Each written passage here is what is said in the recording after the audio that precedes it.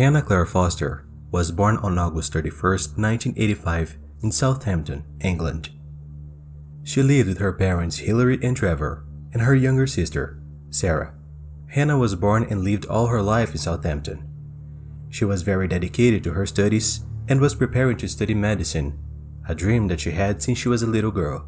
Hannah was described by her teacher as a very disciplined girl who pursued her goals.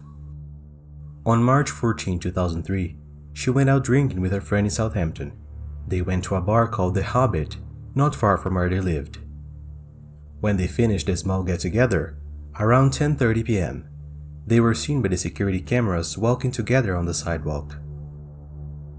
Hannah went with her friends to a bus stop on the avenue called Portswood and waited for her to get on the bus and then continue on her way home.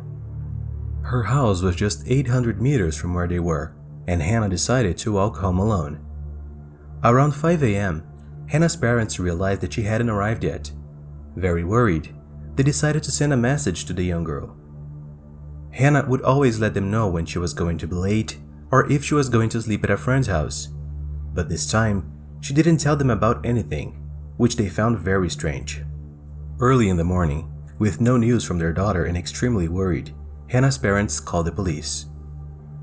As it was an unusual situation for the city, the police acted quickly. The first thing they thought of doing was checking the young woman's cell phone, which luckily was on and emitting a signal. With each message that the cell phone received, or call from the girl's parents, the cell phone emitted a different location signal. Sometime later, a call from her cell phone was made to the number 999. This number refers to a service called Silent Solution. It exists to help people who need help but are unable to speak and who are in dire need of help from the police. On the call, the operator couldn't hear anything and the call was dropped. What worried the police was that the cell phone signal was moving too fast, which meant she was in a vehicle. Listening to the call again, they could tell that she appeared to be in a vehicle much larger than a standard-sized car due to the engine noise, and that the person in the vehicle with her was an older man with a South Asian accent. It was clear to the police that it was a kidnapping, and that every minute was crucial to saving the girl's life. On March 15th, a Saturday morning, the signal towers detected that they were between Southampton and Portsmouth, but the phone was now stuck somewhere in Portsmouth. Using the cell phone towers and checking every location the signal pointed to, police desperately tried to locate the young woman. But just 24 hours later, the worst happened. Hannah's body was found behind some bushes on Ellington Lane on the outskirts of Southampton. She had been abused and killed by strangulation. Police found male DNA on the young woman's clothes, which was placed in the police database, but didn't match any already registered. The day after the body was found, another discovery was made. Hannah's purse and cell phone were found at a recycling plant in Portsmouth. Investigators used security camera footage from the locations where the cell phone signal was captured, and through these images along with the time the signal was issued, they were able to get a sense of what type of vehicle was used in the kidnapping, in this case, a van. The police got help from the media in the case and managed to get in the criminal in the following way. A TV program called Crime Watch made a public appeal for information about the van, such as times and location. After this appeal, a supervisor from Hazelwood Foods Company got in touch, saying that one of their employees named Coley made a route to the area where the crime occurred the same night. He also said that the same employee arrived at work the next day with scratches on his face and asked to leave early as he had a lot of back pain. The police wasted no time and checked the details of that employee. It was 41-year-old Meninder Pal Singh Kohli, an Indian immigrant who was living in Southampton and working as a sandwich delivery boy. He was also married and the father of 2 children. His name matched the name of the driver of one of the vans they were looking for on the security cameras. Security camera footage showed his van traveling the same route the tower signal picked up from Hannah's cell phone, including when the signal stopped moving at the recycling center. Police officers even seized and analyzed 7 vans that passed through the same location as the signal issued, and in the van that was used by Coley, DNA was found that matched the found on Hannah's clothes.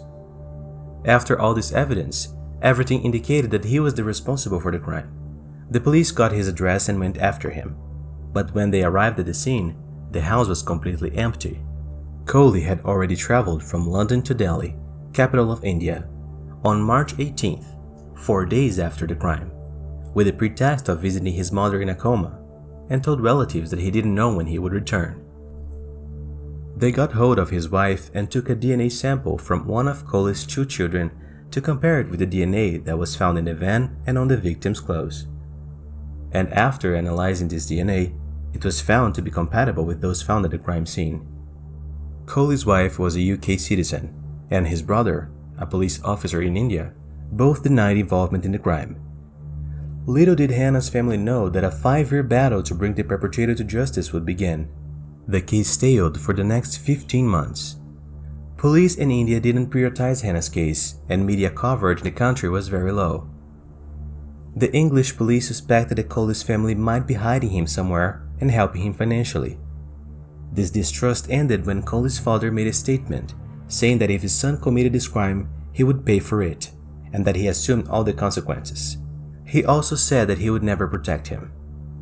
On July 10, 2004, more than a year after the crime, Hannah's parents went to Chandigarh, India, and made a public appeal for information on the whereabouts of their daughter's killer.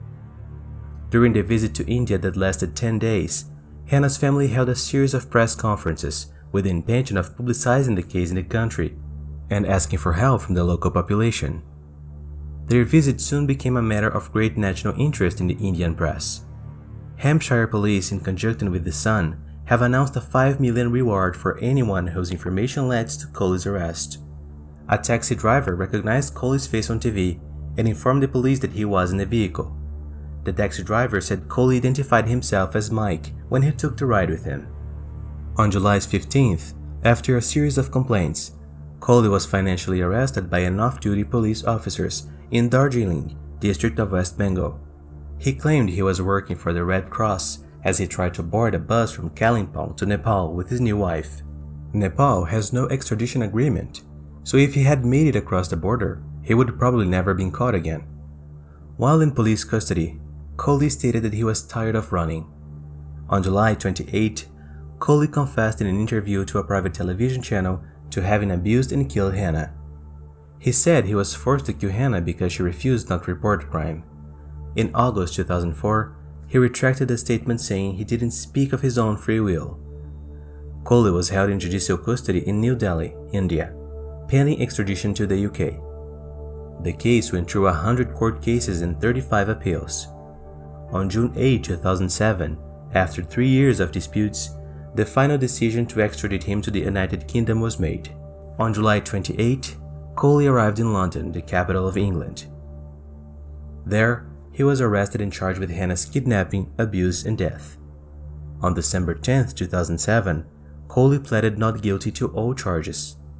He initially argued that he simply found that someone had broken into his van and dumped Hannah's body there, which caused him to panic. He later said that DNA evidence was forged by criminals who also forced him to commit the crime. On November 25, 2008, Coley was found guilty of all charges and sentenced to life in prison, with a recommended minimum sentence of 24 years, 2 years short than the crime already served in the UK on remand. Hannah's family expressed their disappointment with the sentence, as they felt the killer should spend the rest of his life in prison. On the recommendation of the trial judge, Coley is expected to remain in prison until at least 2030, when he will be 63 years old. According to the police, Coley was driving home in the company van when he noticed Hannah walking alone in the dark streets. He took advantage of the situation and kidnapped her when she passed him, who was stopped with the vehicle.